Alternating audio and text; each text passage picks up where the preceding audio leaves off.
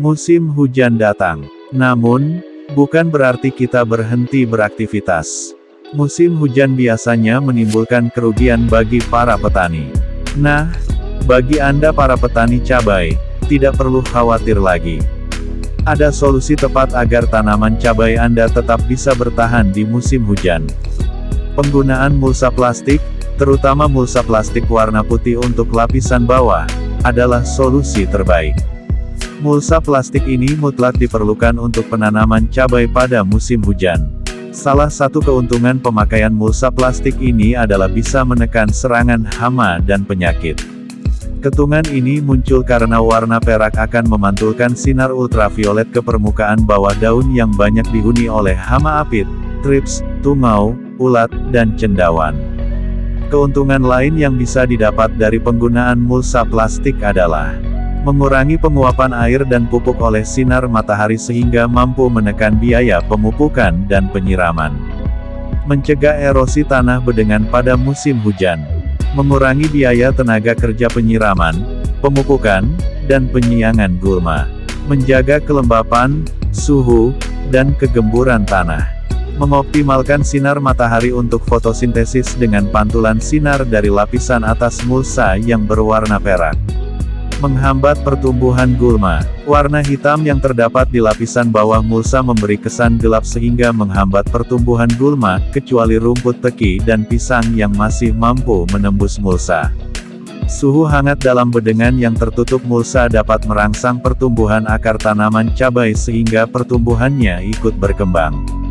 Mencegah hilangnya pupuk karena tercuci oleh siraman air hujan.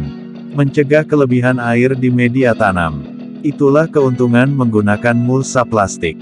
Semoga bermanfaat. Salam sahabat tani milenial.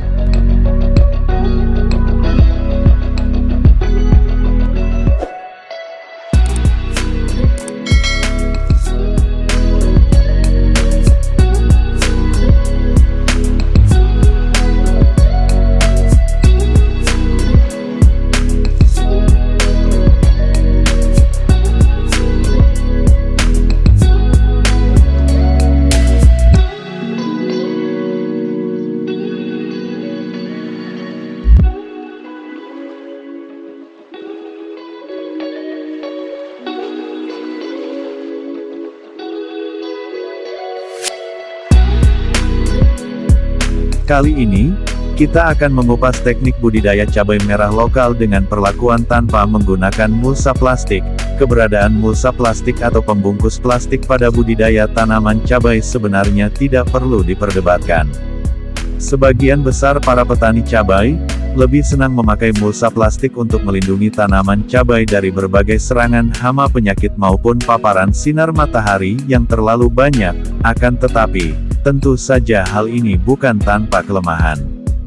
Harga mulsa plastik yang terus merambat naik, membuat para petani cabai dengan modal kecil juga harus berpikir ulang untuk memakainya. Pada kenyataannya, meskipun tidak memakai mulsa plastik, tanaman cabai masih bisa tumbuh dengan baik, asalkan mendapatkan perawatan yang tepat dan benar.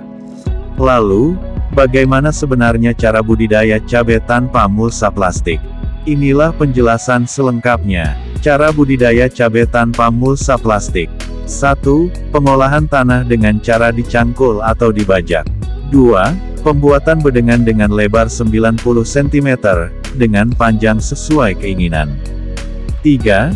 Buatlah parit di sekitar bedengan untuk membuat aliran air saat turun hujan agar tidak menggenang. 4. Pantau keasaman tanah lahan dengan pH-meter. Untuk tanaman cabai direkomendasikan sebesar 6-7. 5. Penyemprotan sebelum 1 minggu usia bibit cabai ditanam memakai trichoderma. 6. Pembasmian gulma atau tanaman liar dan rumput-rumput liar. 7. Penyiraman di musim kemarau harus lebih intens karena lahan cabai mudah kering.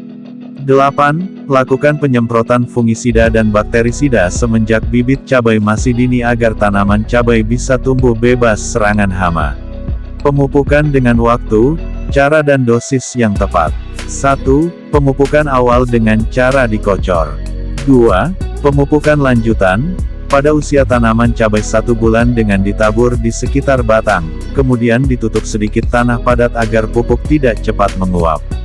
3. Pemupukan lanjutan berikutnya.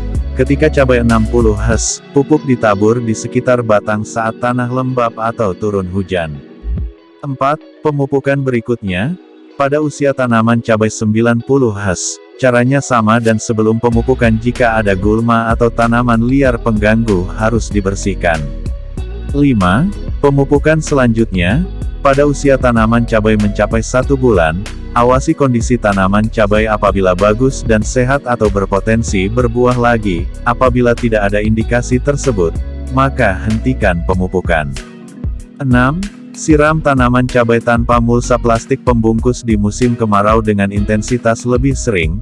Pasalnya kondisi tanah akan lebih cepat kering. Penyiraman ini bahkan boleh dilakukan hingga 2 kali sehari atau sesuai kebutuhan.